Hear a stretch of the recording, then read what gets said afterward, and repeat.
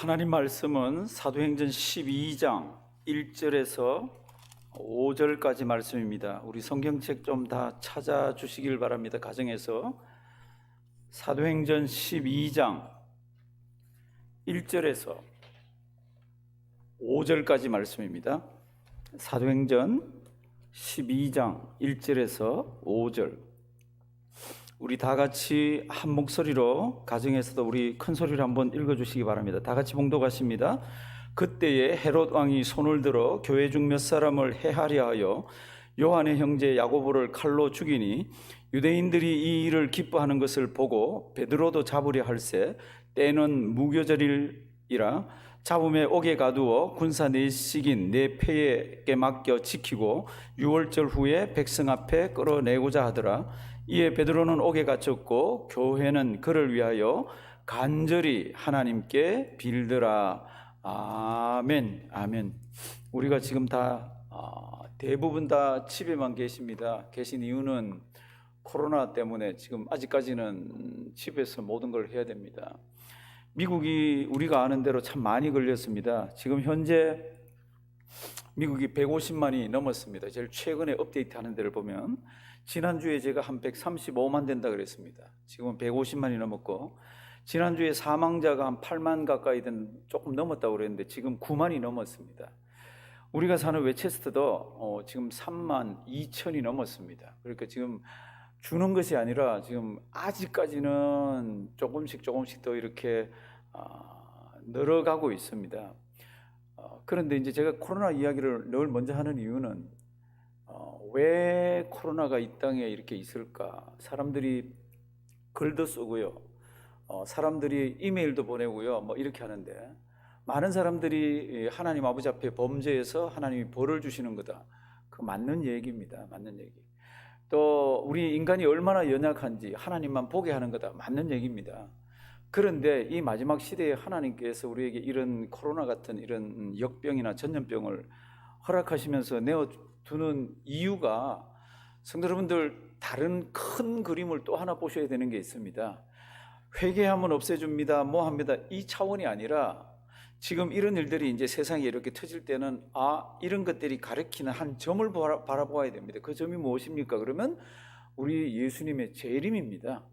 재림이 이 땅에 있기 전에 하나님께서 징조들을 보내주시는데, 물론 그 징조는 우리 인간들이 무엇인가 해서 거기에 있는 것도 있고 자연재해도 있지만, 하나님께서 그 징조를 보여주시는 이유는 그 징조가 목적이 아니라 그 다음에 오는 그 징조가 보여지는 것을 보라는 겁니다.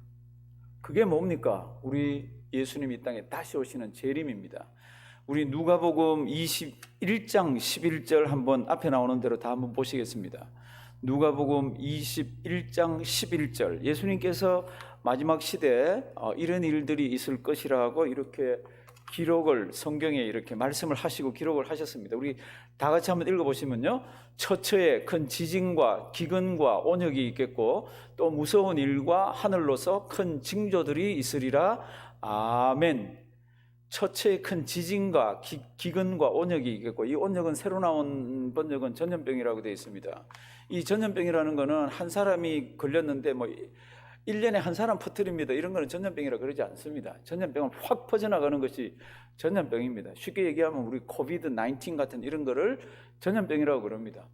예수님 오시기 전에 징조 중에 하나가 뭡니까? 그러면 이런 전염병이 또 온다는 겁니다. 그러면 그 예수님 오시기 전에 이 나라와 사회의 특징이 뭡니까? 그러면 과학이 가장 발달하고 의술이 가장 발달하고 뭐 생물학에 물리학 모든 것들이 가장 발달했을 때입니다. 그럼에도 불구하고 막지를 못하고 역병이, 전염병이 확 퍼질 거를 얘기합니다. 지금 신문들 가정에서 이렇게 다 보실 거예요. 보시면은 코로나에 관한 이야기들도 있지만 지금 지진이 일어나는 이야기가 그 언저리에 굉장히 많습니다. 한국은 지진이 안전하다 그랬습니다. 그런데 한국 땅의 지진이 지금 몇 차례 지금 최근에 일어난다라고 얘기를 하고 있습니다. 그리고 중국하고 미국은 왜 이렇게 또 싸우려고 그러나요? 자기들의 이유가 있지만 성경은 이렇게 얘기합니다. 그런 싸움들이 되거나 그런 민족들끼리 뭐가 있거나 그런 국가 간에 뭐가 있을 때는 잘 보라는 겁니다. 뭐를 보라는 겁니까? 그게 징조라는 겁니다. 그거는 그거대로 굴러갑니다. 그러나 하나님은 이렇게 얘기합니다.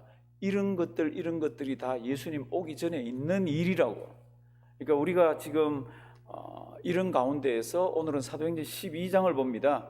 사도행전 12장 오늘 1절에서 5절 말씀은 그냥 줄여서 요약하면은 뭐 세상에 이런 일 저런 일이 많지만 간절히 기도하라는 겁니다. 하나님 살아계시니까 또 하나님은 또 보이지 않는 손으로 역사를 하시고, 이게 이제 12장 쭉 길게 기록이 되어 있는데, 그러면 성경 구절 한 구절로 하면 되잖아요.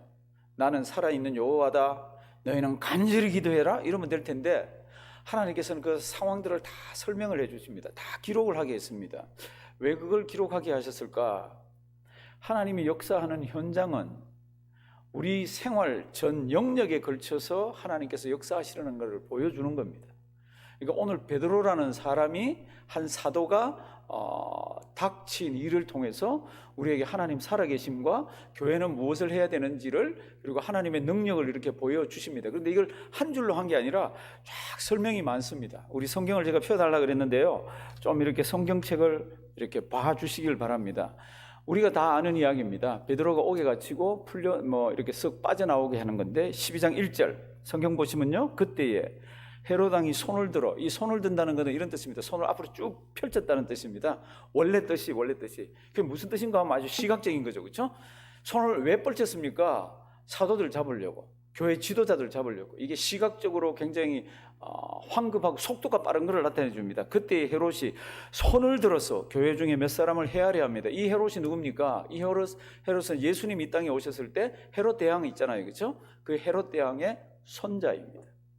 그 할아버지가 예수님 때문에 베들레헴에서 2살 이하로 아이들 전부 싹 죽였잖아요. 그런 아주 무지막지한 할아버지의 손자가 교회를 향해서 어려움을 주기 위해서 상징적으로 그냥 표현이 손을 쑥 내밀었습니다. 그래서 교회의 지도자들을 잡으려고 합니다. 2절 누구를 잡아 칼로 죽입니까? 요한의 형제 야고보는 예수님께서 중요한 일이 있을 때마다 제자 3명을 데리고 갈 때 들어간 제자입니다. 그래서 예루살렘 교회의 아주 지도자입니다. 큰 지도자. 요한의 형제 야고보를 칼로 죽였습니다. 그리고는 눈치를 가만 봅니다. 유대인을 죽이기 때문에 유대인들이 어떠하는지 봤더니 유대인들이 어떻게 합니까? 만족을 합니다. 대만족을 합니다. 여기 성경에 기뻐했다 그랬습니다. 그 다음에 무지무지 만족하고 볼 때마다 엄지척을 합니다. 대왕이야, 잘하셨습니다. 또 할 수 있으면 하십시오. 이 사인을 막 주는 거 있잖아요. 그래서 3절 유대인들이 이 일을 기뻐하는 것을 보고 베드로도 잡으려 할새 때는 언제입니까? 유대인의 큰 명절 무교절일입니다. 그래서 4절 베드로를 잡았습니다. 그리고 가만 생각하니까 이 베드로는 놓치면 안 되잖아요. 자기의 인기가 달려 있습니다. 그래서 어떻게 합니까? 군인 넷을 4패로 나누어서, 그러니까 4명을 4패로 해서, 그러니까 16명입니다. 그죠? 그 죄수 하나에 16명을 딸려가지고 이렇게 지키게 이렇게 만듭니다. 4절 잡음에 옥에 가두어 군사 4씩인 4패에게 맡겨 지키고 6월절 후에 백성 앞에 끌어내고자, 그래서 6월절 후에 죽이려고 이렇게 했습니다. 그래서 이제 5절 말씀 보면은 베드로는 어떻게 해요? 옥에 갇혀 있습니다. 그때 교회는 무엇을 했습니까? 5절 교회는 그를 위하여 어떻게 해요? 간절히 하나님께 빌더라, 이렇게 되어 있습니다. 이제 6절로 넘어가 보십니다. 다시 일로 돌아오지만은요, 얼른 이 사건들을 보시기 바랍니다. 이제 명절이 다 끝나고 이제 내일이면 베드로가 죽을 날이에요. 6절 헤롯이 잡아내려고 하는 그날 밤에 베드로가 두 군사 틈에서 두 쇠사슬에 매여 어떻게 합니까? 누워 자고 있습니다. 그리고 파수꾼들이 밖에서 지키고 있습니다. 4명이 4패로 하잖아요. 그러니까 2명이 지금 지키고 있고 2명은 밖에 이제 옥문 있는 데서 이렇게 지키고 있습니다. 그럴 때 7절 우리가 아는 대로 천사가 나타납니다. 그리고 확 밝아집니다. 그러면 어떻게 해요? 베드로가 깨야 되잖아요. 베드로가 이때 깨질 않습니다. 왜요? 아주 깊은 잠에 자고 있습니다. 이런 날 깊은 잠 잘 수 있을까요? 우리 같으면 어떨까? 내일 사형입니다. 그러면 그 전날 밤에 잠을 잘 수 있을까요? 믿음이 있어도 내가 한평생 하나님 좀 더 잘 믿을 걸, 주님의 일을 좀 더 할 걸, 내가 왜 그때 말고의 길을 쳤지, 내가 그때 참 그러지 말았어야 됐는데, 이거 하려고 그랬는데 지금 못한 거는 이 여러 가지들이 있어서 사형 전날에는 잠을 잘 못 잡니다.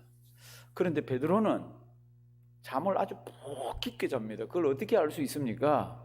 7절 말씀 보면요, 지금 주의 사자가 천사가 와가지고 베드로를 어떻게 깨웁니까? 그게 7절에 있습니다. 호련히 주의 사자가 곁에 섬에 옥중에 광채가 조요하며, 조요는 빛나며, 또 베드로의 옆구리를 어떻게 해요? 쳐. 옆구리를 쳤다는 이게 헬라말 뜻이 뭡니까? 그러면 그냥 쿡 친 게 아니라 콱 친 겁니다. 그냥 살살 친 게 아니라 세게 친 거예요. 그 정도로 지금 깊이 골아떠서 자고 있습니다. 이 콱 쳤다는 이 말은 저기 23절로 한번 가보시면요, 거기 또 쳤다는 말 똑같은 말이 나옵니다. 23절, 헤롯이 영광을 하나님께로 돌리지 아니하는 거로 주의 사자가 곧 어떻게 해요? 치니. 요거는 어떤 병을 가지고 쳤습니다. 근데 이것도 꽉 친 거예요. 그러니까 헤롯이 죽었습니다. 이 치다는 이 단어는 그냥 살살 친 게 아니에요. 그냥 아주 세게 꽉 이렇게 쳤습니다. 그랬더니 베드로가 벌떡 눈을 껐습니다. 근데 베드로가 어떻게 자고 있었습니까? 겉옷도 벗고요, 띠도 벗고요, 신도 벗고 이렇게 자고 있었어요. 어떻게 그렇게 잘 수 있었습니까? 베드로는 알아요. 도망갈 수 없다는 걸 압니다. 도망을 갈 수도 불가능하고, 지금 지키는 이 사람들 때문에 도망이라는 거는 어떻게 생각도 해볼 수가 없습니다. 도망갈 생각도 없고 도망칠 수도 없고, 그러니까 아예 냅다 놓고 막 잠을 잡니다. 시편 127편에 어떤 말씀이 있어요? 하나님께서는 그 사랑하시는 자에게는 어떻게 해요? 잠을 주신다고. 진짜 베드로가 지금 그렇게 자고 있습니다. 베드로가 이렇게 잠을 잘 수 있었던 이유는 제가 볼 때는, 나는 내일 죽지만 죽음 뒤의 세계를 아는 거예요. 하나님을 만나고 하나님 아버지 앞에서 자기가 또 다른 세상에서 진짜 삶을 사는 걸 알기 때문에 그냥 잠을 자고 있습니다. 그리고는 성경 말씀을 보면은 콕 깨우고는요, 띠를 띠라, 신을 신으라, 겉옷을 입어라, 이걸 다 지금 시키고 있습니다. 그리고는 빠져나왔습니다. 이게 이제 오늘 성경 말씀에 이렇게 기록되어 있는데요, 다시 5절로 한번 가보십니다. 베드로를 옥에 가둬가지고 지금 지키고 있습니다. 그래서 이 옥 안은 어떻습니까? 옥 안은 베드로가 지금 갇혀서 평안합니다. 그리고 옥 밖은 어떻습니까?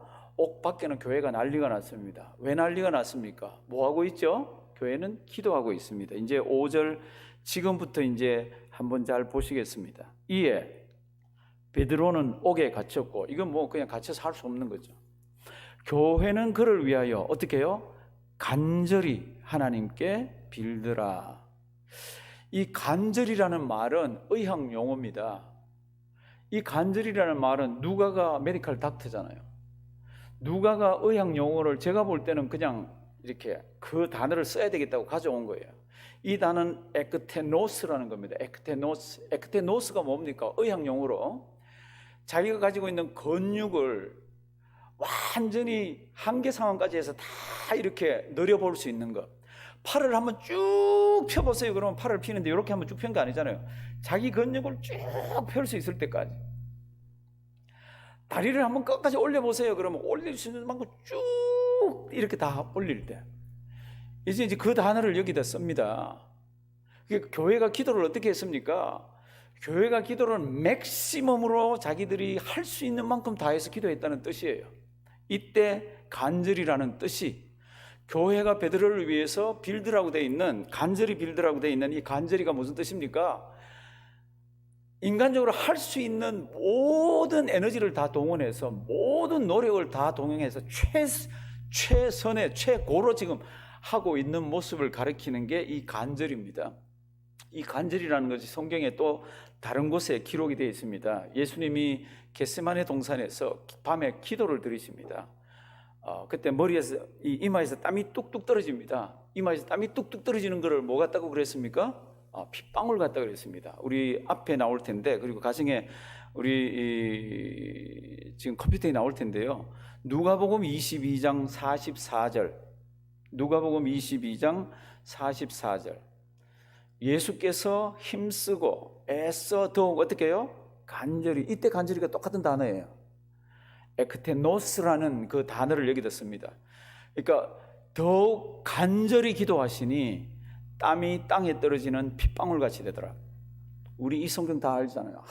우리 주님이 얼마나 우리 십자가를 앞에 놓고 기도를 간절히 하셨는지.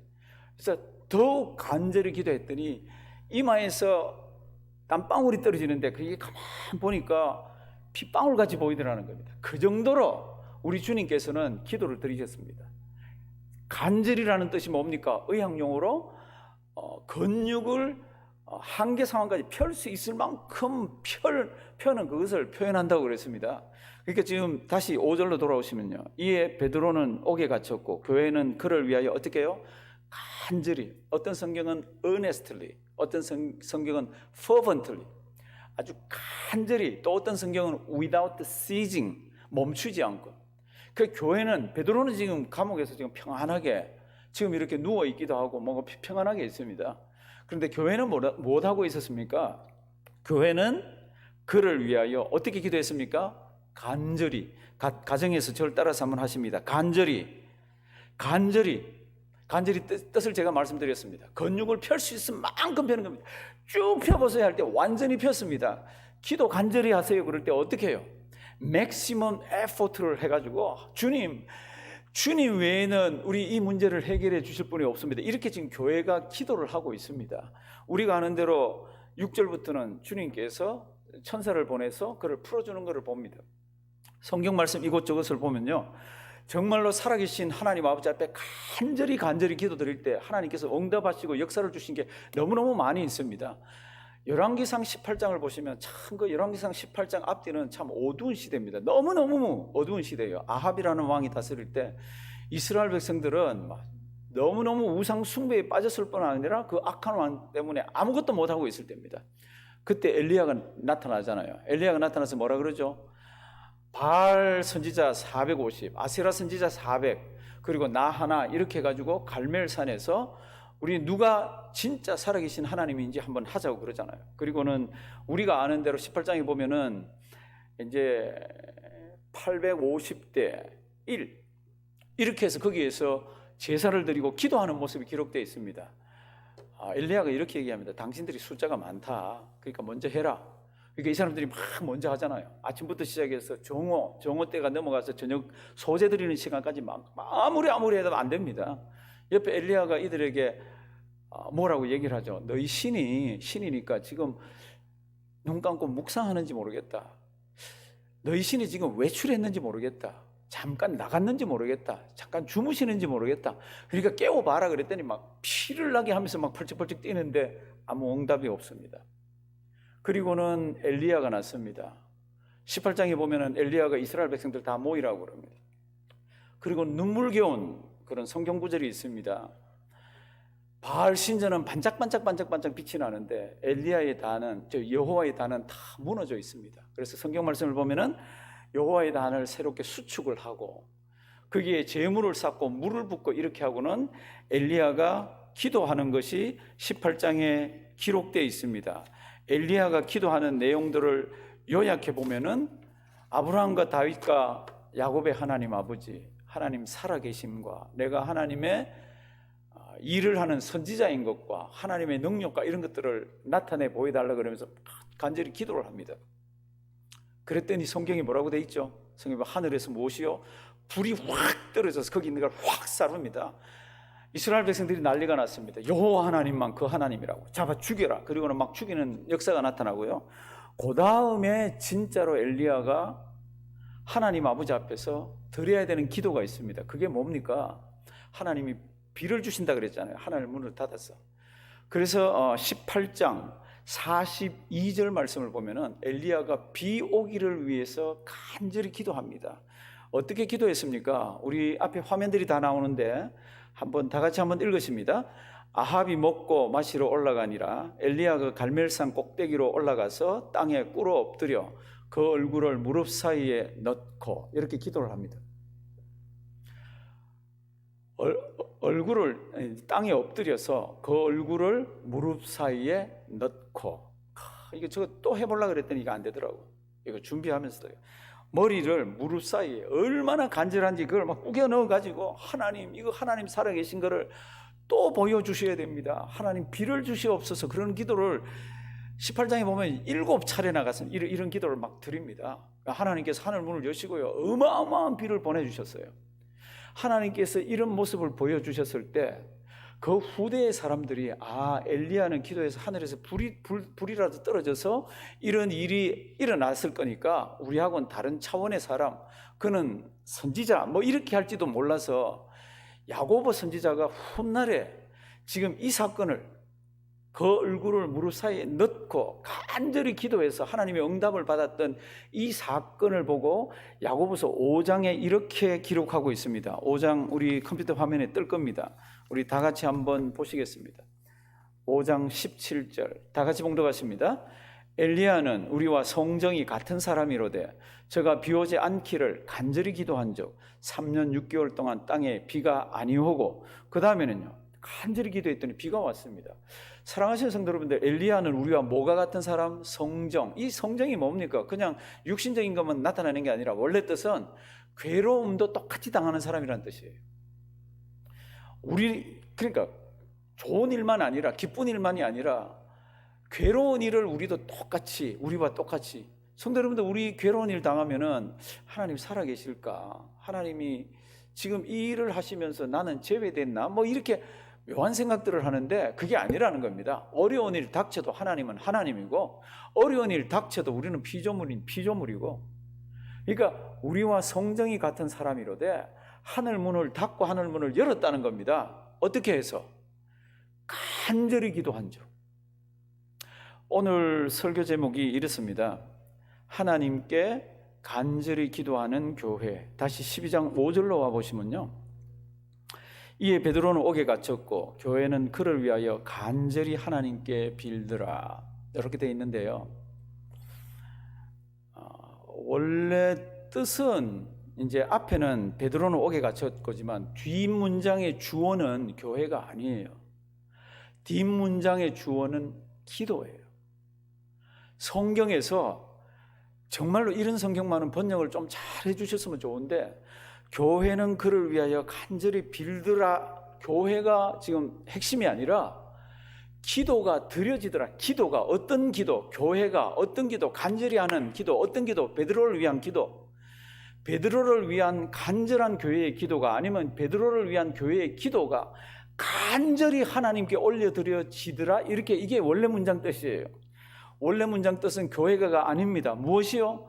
기도를 얘기하고 싶어서 베드로를 위한 교회의 기도가 간절히 맥시멈 에포트를 기울여서 할 수 있는 모든 것들을 다해서, 그게 통성인지 그게 금식인지 그게 몸부림치는 뭔지는 모르지만 인간이 할 수 있는 모든 것들을 다 통틀은 기도가 하나님께 간절히 올려져서 만들어지더라, 그런 뜻이 오늘 설교 말씀의 이 본문 문장의 뜻이에요.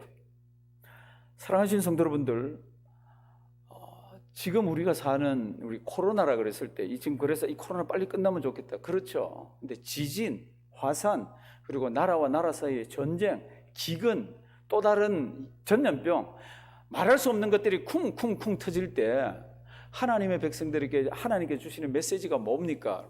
저기를 보라는 겁니다. 어디입니까? 주님 오실 때를 보라는 겁니다. 가까웠다는 겁니다.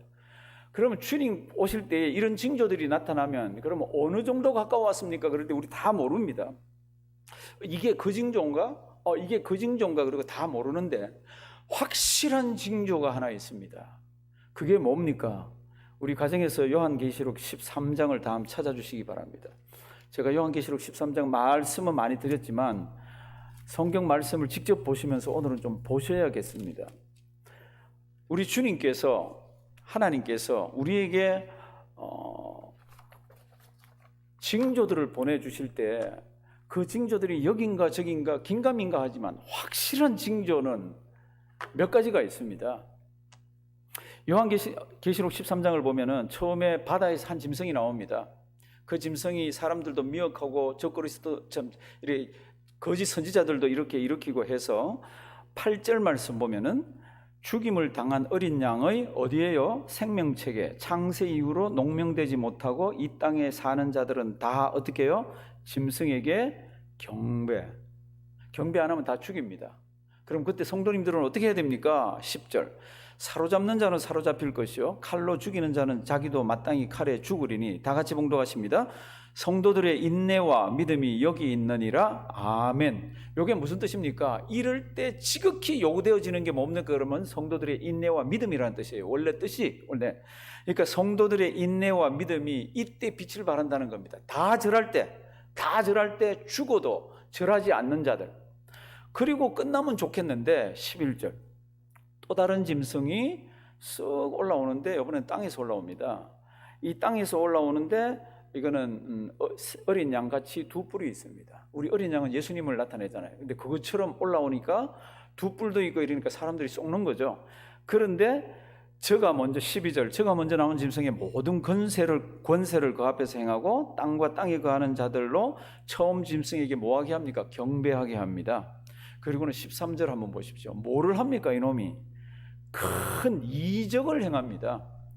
성도 여러분들, 예수 믿는 사람들도요, 큰 이적을 행하는 그 현장에 딱 가 있으면 그걸 믿게 됩니다. 왜냐하면 이게 하나님이 주신 건지 뭐가 한지 모르기 때문에. 그래서 제가 이적으로 누가 사역을 하거나 이적으로 교회 댐댐이를 하거나 이적으로 어떤 목회자의 뭐를 보지 말라고 그랬잖아요. 왜냐하면 이런 자들도 큰 이적을 행하는데 어느 정도 큰 이적입니까? 불이 하늘로부터 땅에 휙 떨어지는 게 눈에 보일 정도의 이적을 행합니다. 이거 얼마나 악령의 역사가 센 겁니까? 좋아요, 그까지는. 근데 13절 우상을 하나 만듭니다. 우상을 만들었는데 15절 보면은 저가 권세를 받아 그 짐승의 우상에게 뭐를 줍니까? 생기를 줍니다. 이게 뭐 어떤 생기인지는 모르겠어요. 뭐 전기를 통하는 건지 뭐 아니면 무선으로 와이파이로 하는 건지 와이어리스로 하는 건지 모르지만 이렇게 보니까 우상이 그 생기를 받아서 말을 합니다. 그 짐승의 우상으로 말하게 하고 또 짐승의 우상에게 경배하지 아니하는 자는 어떻게 해요? 며치든지 죽입니다. 여기까지 가면은 우리가 이거 알 거예요.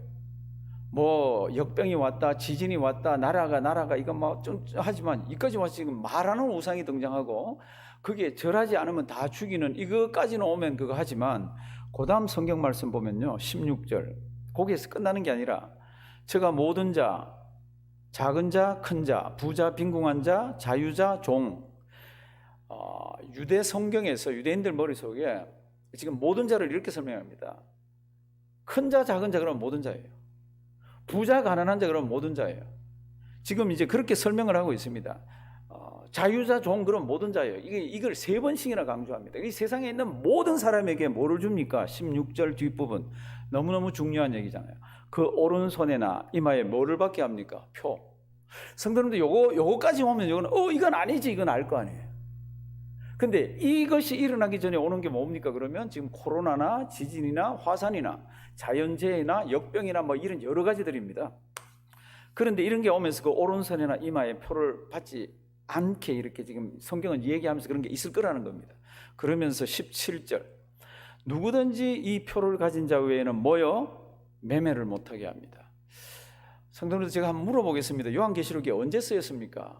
요한계시록은 1세기에 쓰였습니다. 그리고 성경이 언제 공인이 됐습니까? 한 4세기쯤. 그리고 성경이 사람들에게 막 자유롭게 읽혀지기 시작한 거는 그 다음에는 구텐베르그에서 이게 금속 활자가 나오고 그 다음에 막 찍어서 성경들이 나와서 후대에 와서 성경을 읽었습니다. 그러면 그 전에는요, 이게 성경 사람들 잘 못 읽었어. 그런데 이 성경 말씀을 1세기에 주셨습니다. 1세기에 말하는 우상이라고 이렇게 성경이 나올 때 이거 이해했겠어요? 1세기 때. 우리는 지금 이럴 수도 있지만 1세기 때 말하는 우상 그러면 이해가 되겠어요?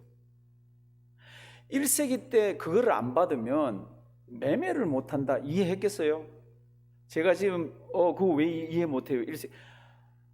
매매가 자유롭게 화폐를 쓰지 않고 그냥 매매를 자유롭게 한 게 화폐를 쓰면서 매매를 자유롭게 한 게 언제쯤인가 하면은 우리 이제 한국은 한 17세기가 넘어가야 됩니다. 화폐는 있었지만 다 실패를 했습니다. 왜 실패를 했습니까? 다 물물교환을 했잖아요.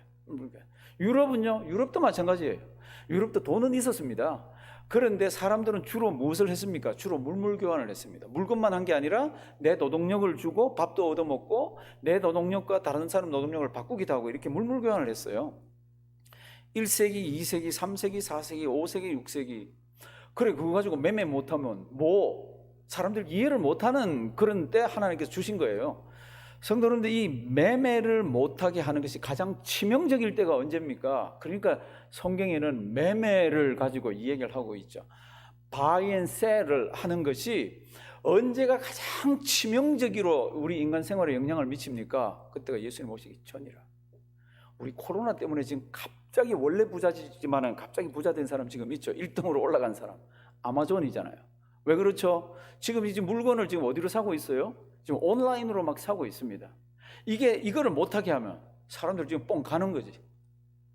그러니까 예수님 오시기 전에 가장 두드러진 그런 현상이 뭡니까? 말하는 우상이 등장합니다. 가장 두드러진 현상 중에 하나가 뭡니까? 지금 오른손이나 이마에다가 표를 받게 합니다. 666. 이거 아세요? 인류 역사상 한 번도 전 세계에 있는 모든 사람들에게 번호를 나누어 준 적이 없습니다. 인류 역사상 한 번도 없습니다. 그런데 한 번 있을 거라는 겁니다. 그게 언제 있을 거라는 겁니까? 우리 주님 오시기 전에 있을 거라는 겁니다. 그리고 그 모든 인류에게 그 번호를 나누어 줄 텐데 그 번호를 받지 못하면 뭐를 못 합니까? 매매를 못 합니다. 1세기 때는 매매를 못 해도요, 먹고 사는데 지장이 하나도 없었습니다. 5세기 때요, 하나도 지장이 없었습니다. 10세기 때요, 하나도 지장이 없었습니다.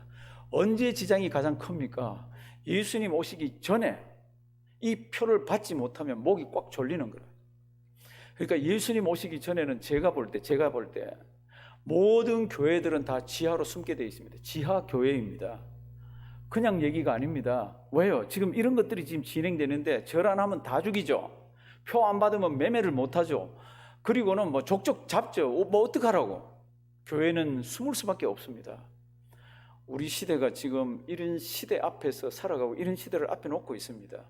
이럴 때 우리가 어떤 기도를 드려야 됩니까?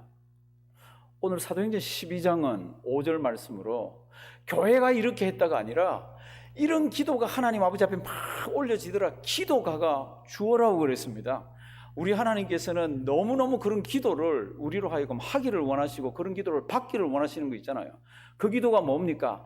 간절한 기도입니다. 제가 간절하니 무슨 뜻이라고 그랬죠? 의향용어라 그랬습니다. 이 의향용어는 우리 근육을 펼 수 있는 만큼 펴는 걸, 최대로 펼 수 있는 걸 얘기합니다. 하나님 우리에게 기도하기를 원하십니다. 무슨 기도하기를 원하십니까? 맥시멈 우리 하나님 아버지 앞에 신앙을 가지고 우리의 모든 것들을 다해서 기도하기를 원하고 계십니다. 왜 그렇습니까? 지금 시대가 너무 악합니다. 주변을 한번 보십시오. 미국은 공산주의 국가가 아닙니다. 저는 뭐 사회주의 그러면 뭐 그럴 수도 있죠. 분배 경제 정책에 여행 다르지만 공산주의는 이거는 용납이 돼서는 절대로 안 됩니다. 이유는 딱 하나밖에 없습니다. 공산주의는 큰 모토가 뭡니까? 그러면 유물주의입니다. 신이 없고요, 정신세계가 없습니다. 모든 게 물건입니다. 나중에는 사람까지도 물건이에요. 그러니까 막 자기들하고 의견이 대치되면 다 죽어버립니다. 월남이 전쟁이 붙었더랬잖아요. 북쪽에서 막 밀고 내려왔습니다. 그때 이 남쪽에 있던 그 사회주의를 흠모하는 사람들이 밀고 내려오는데도 유명한 사제들, 유명한 불교 뭐 찾아보시면 다 나옵니다. 이 사람들이 지금 저 사람들이 지금 우리를 쳐내려오는 게 아니라 지금 민주화 운동을 하고 있다고, 그렇게 하기 위해서 내려온다고 그러면서 거기 있는 사람들을 다 막 이렇게 쏘겨놨습니다. 그들이 점령을 딱 하고 난 뒤에 칼을 대기 시작합니다. 누구부터 됩니까? 자기들을 위해서 일했던 사람들부터 대기 시작하잖아요. 그 스님, 그 신부님, 그 뭐 목사님, 자기들을 위해서 막 했던 사람들 있잖아요. 그리고 뭐 대학생들, 뭐 앞장섰던 사람들 다 죽여버리고 다 이렇게 없애버립니다. 왜요? 이놈들은 놔두면은 또 우리가 지배하는 이 사회 속에서 또 데모를 일으킬 거라는 겁니다. 우리 이북에서도 자기들이 다 잡고 난 뒤에 남쪽으로 내려왔다 올라가고 난 뒤에 남노당들이 올라갔잖아요. 싹 다 없앴습니다. 왜요? 이들은 우리하고 같이 있으면 또 데모할 사람들이라. 공산주의는요, 기독교하고 같이 있을 수가 없습니다. 사회주의는 그래도 조금 그렇지만 공산주의는 절대로 되질 않습니다. 왜요? 하나님의 백성들 잡아 죽이는데 앞장을 서는 것이 공산주의입니다. 그리고 또 하나가 뭡니까? 민주주의는 공산주의가 아니잖아요. 근데 이 민주주의에서 하나님의 백성들 신앙을 어렵게 하기 위한 움직임들이 각 나라에서 일어나기 시작합니다. 그게 뭡니까? 소수의 권리를 보호한다는 겁니다. 소수의 권리 보호해야죠. 근데 그 속에 뭐가 들어가 있습니까? 그 소수 속에 성경 말씀을 어겨야 되고 성경 말씀을 깨는 그게 들어가 있습니다. 지금 우리가 살고 있는 미국도 그게 들어가 있습니다. 성소수자에 대한 것. 근데 트럼프가 지금 막고 있으니까 지금 그 얘기는 일절 나오질 않고 있습니다. 그런데 영국, 프랑스, 독일, 저쪽 유럽 쪽으로 가면요, 이제는 길에서 예수님 이야기도 못 합니다. 예수님 이야기를 할 때 내 권리를 해쳤다든지 내 기분을 상하게 했다든지 그럼 쇠고랑을 찹니다. 그리고 뭐 쫓아내고 막 그런 게 지금 서구의 세상에, 지금 우리가 살고 있는 이 시대에 예수 믿는 것을 어렵게 하는 것은 지금 조직적으로는 없지만 동성애부터 시작해서 하나님의 말씀을 야금야금 깨는 이런 것들이 주변을 덮기를 시작하면 강대상에서 성경 말씀대로 나가서 이야기하는 것, 우리 성도님들이 그게 다 저촉이 되어집니다. 얼마나 어려울지 모릅니다. 지금이 어떤 시대입니까? 지금이 진짜 이런 맥시멈 에포트를 기울여서 간절히 기도해야 되는 시기입니다. 하나님, 우리 아이들 어떡합니까? 자기 아이들만 생각하면서 지금 이런 상황들만 생각해도 가슴 메어지잖아요. 우리는 그래도 이만큼 성장을 했고 우리는 이만큼 살았으니까 그래도지만 아이들은 아무것도 모르는데 지금 그 세계를 겪어가야 됩니다. 하나님, 우리 아이들 어떡합니까? 하나님, 교회는 앞으로 어떻게 될 겁니까? 큰 그림을 그리셔야 됩니다. 지금 생업도 뭐 염려를 하셔야 되고 막 그런 것들도 있지만 지금 이런 일들이 진행이 되어지면 교회는 다 숨어야 됩니다. 숨으면 이렇게 모일 수가 없잖아요. 그래서 제가 이런 말씀을 간혹 드립니다. 가정에서 그래도 다니는 과정이니까 가장 되시는 분들이 예배를 드릴 수 있는 방법이 있으면 자꾸 드려보시라고 지금 제가 하는 이야기가 그런 뜻에서 하는 이야기입니다. 정말로 베드로는 옥에 갇혔습니다. 베드로는 자기 신앙대로 하나님이 잠을 주셔서 평안히 지금 잠을 자고 있지만 교회는 어떻게 기도합니까? 간절히 기도를 합니다. 원문의 뜻이 뭐라고요? 베드로를 위한, 뒤로 뺐다 치고 하나님을 향한 기도, 간절한 기도는 교회가 지금 드리고 있다고. 주어가 뭐라 그랬습니까? 주어는 기도라 그랬습니다. 오늘도 이 말씀 잘 기억하길 바랍니다. 우리는 하루하루 잘 지나갑니다. 그러면서 이 바이러스 우리 기도해서 빨리 없어지면 좋겠다. 맞아요. 이거 없어지길 위해서 기도하셔야 됩니다. 그런데 이거 아셔야 돼요. 또 다른 게 오고 또 다른 게 옵니다. 하나님께서 이런 사인들을 우리에게 주시는 이유가 뭡니까? 우리 주님 오실 날을 바라보면서 지금 너 신앙을 잘 한번 생각해 보라고, 너 신앙을 다시 한번 다듬어 보라고 하나님께서 우리에게 주시는 징조들입니다. 우리 가정마다 우리 근육을 쭉 펴듯이 모든 에너지를 다 기울여서 아주 진지하고 아주 간절하게 주님께 기도드리는 가정들이 되기를 주님의 이름으로 부탁드립니다. 살아계신 하나님, 감사드립니다. 우리에게 예수 믿는 믿음을 주셔서 환난이 닥칠 것을 성경이 이야기하지만 우리는 죽었다 눈을 뜨면 하나님 품에 깰 것을 확신하고 있습니다. 가정마다 하나님 아버지 앞에 간절하게 기도드리는 우리가 되게 해 주시옵소서. 하나님, 이 시간도 주님 앞에 참 어려운 시기지만 예물들을 잘 준비해서 하나님께 올려드립니다. 하나님 기뻐 받아 주시옵시고 하나님 사역에 아름답게 사용하시고 가정마다 또 하나님께서 간섭해 주시옵소서. 예수님의 이름으로 기도드리옵나이다. 아멘.